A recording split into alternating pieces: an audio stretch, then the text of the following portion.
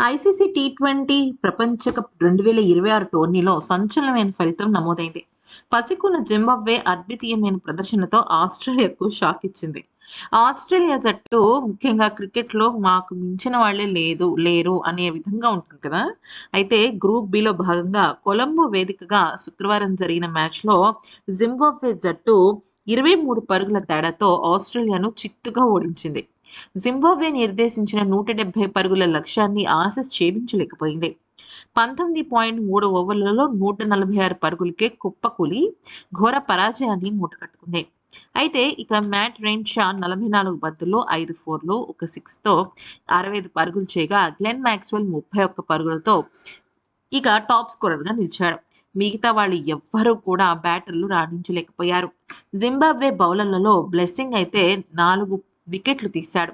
ఇక Australia పతనాన్ని శాసించాడు. T20 ప్రపంచ cup చరిత్రలో జింబాబ్వే చేతిలో ఓడిపోవడం ఆస్ట్రేలియాకి ఇది రెండోసారి. అరంగేట్ర టీ20 ప్రపంచ కప్ 2007లో టోర్నీలో కూడా ఆస్ట్రేలియాను జింబాబ్వే ఓడించింది. తాజా ఓటమితో జింబాబ్వే సూపర్ 8 అవకాశాలను మెరుగుపరుచుకోగా ఆసీస్‌కు సూపర్ 8 అవకాశాలు ఆల్మోస్ట్ టఫ్ అయిపోయాయి. అయితే ఇక విషయంలోకి వచ్చినట్టయితే ప్రస్తుతం గ్రూప్ బిలో శ్రీలంక, జింబాబ్వే రెండేసి విజయాలతో టాప్ 2లో కొనసాగుతున్నాయి. అంతేకాకుండా శ్రీలంకకు అద్భుతమైన రన్ రేట్ ఉంది.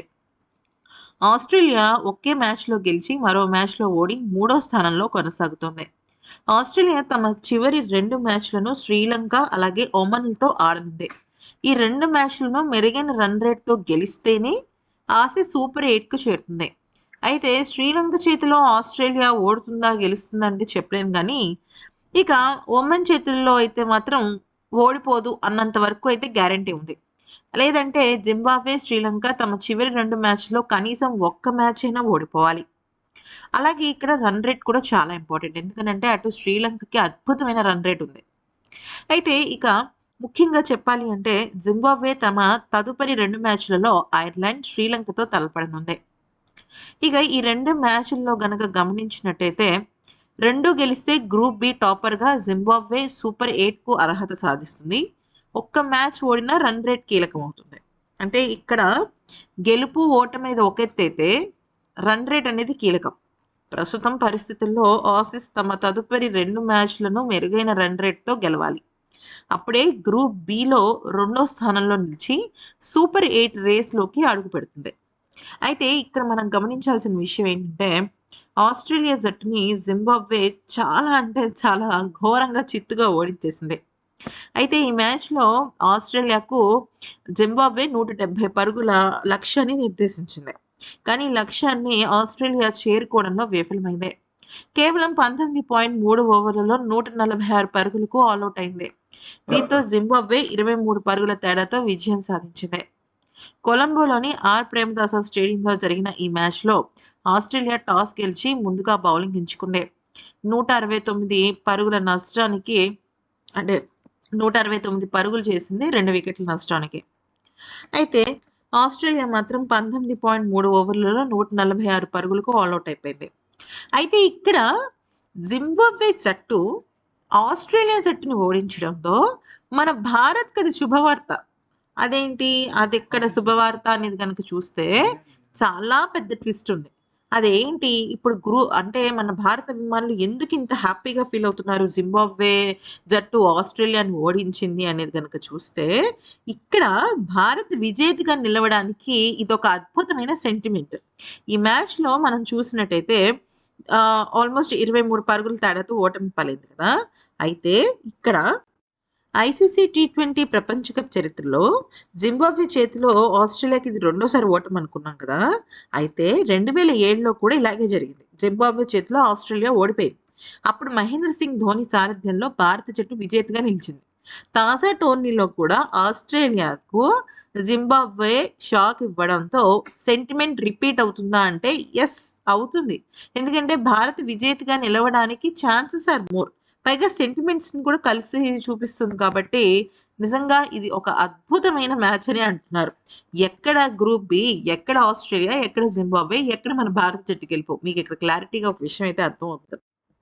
సో, ఇక జింబాబ్వే జట్టుకైతే మాత్రం ఆస్ట్రేలియా చాలా అంటే చాలా ఇదిగా దొరుకుతుందనమాట. అయితే ఇక ఇప్పుడు సూపర్ 8కి చేరాలంటే మాత్రం ఆస్ట్రేలియా జట్టు చాలా కష్టపడాల్సిందే. ముఖ్యంగా శ్రీలంక జట్టైనా ఒక మ్యాచ్‌లో ఓడిపోవాలి.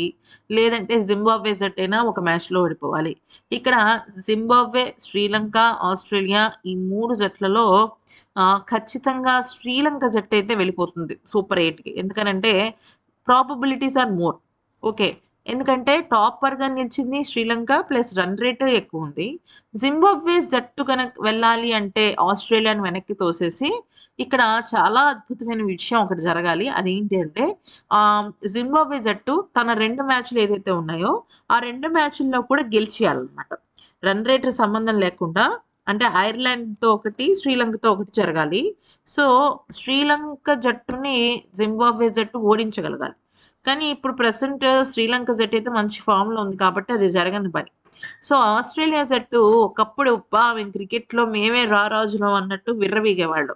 ఆఖరికి వాళ్ళు వరల్డ్ కప్‌ని కూడా కాళ్ళ కింద పెట్టుకొని ఒకానొక దశలో గర్వంతో విర్రవీగిన ఆస్ట్రేలియా జట్టు జింబాబ్వే చేతుల్లో ఓడిపోయింది. సరే ఆ రంగరటంలో 2007లో టీ20 ప్రపంచ కప్‌లో ఓడిపోయారంటే అది వేరే విషయం.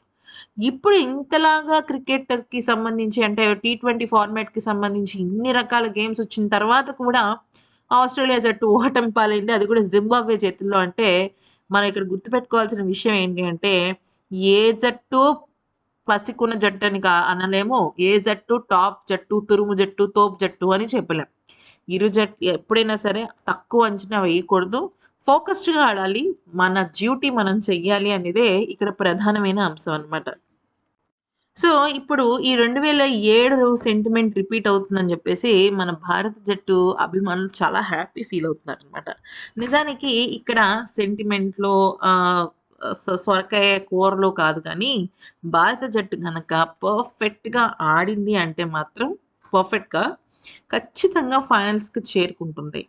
కానీ గత 2 మ్యాచ్‌ల్లో అంటే నమీబియాతో జరిగిన మ్యాచ్‌లో కానివ్వండి, అమెరికాతో జరిగిన మ్యాచ్‌లో కానివ్వండి, భారత జట్టు చాలా ఎక్కువగా తడబడుతోంది.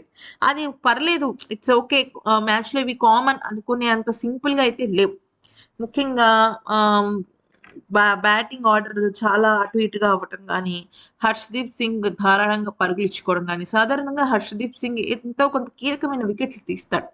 కానీ హర్షదీప్ సింగ్ విషయంలో మాత్రం భారత జట్టుకి ఇప్పుడు ఒక కొత్త ఆందోళన పట్టుకుంది. దానికి తోడు అభిషేక్ శర్మ తన దూరం అవ్వటము మ్యాచ్‌కి చాలా ఇబ్బంది. ఇప్పుడు అభిషేక్ శర్మ గనక ఉన్నాడనుకోండి మ్యాచ్‌లో ఒక కొండంత ధైర్యం. ఎందుకంటే తను గనక ఖచ్చితంగా క్రీజ్‌లో నిలదొక్కుకున్నాడంటే ఇంకా ఖచ్చితంగా హాఫ్ సెంచరీ, సెంచరీలు వెళ్ళిపోతాడు.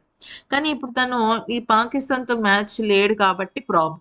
ఆఫ్‌కోర్స్ పాకిస్తాన్‌తో మ్యాచ్ మన భారత జట్టు గెలిచినప్పటికీ కూడా, ఈ టోర్నమెంట్ ఆసాంతం అంతా కూడా ఇంకా చాలా మ్యాచ్‌లు జరిగాయి. జస్ట్ లీగ్ మ్యాచ్‌ల తర్వాత సూపర్ 8 ఉంటుంది. సెమీ ఫైనల్స్ ఉంటాయి. ఫైనల్స్ ఉంటాయి. వీటన్నిటిని దాటుకుంటూ వెళ్ళాలి భారత్ జట్టు అంటే మాత్రం మామూలుగా ఉండదనమాట. సో, అది ఫ్రెండ్స్ ఈ వీడియో గనుక నచ్చినట్టయితే లైక్ చేసి సబ్స్క్రైబ్ చేసుకోండి. అలాగే షార్ట్ వీడియోస్ కావాలా? లాంగ్ వీడియోస్ కావాలా? అనేది కామెంట్ సెక్షన్‌లో చెప్పండి. అలాగే మీ అభిప్రాయాన్ని కూడా మాకు చెప్పండి.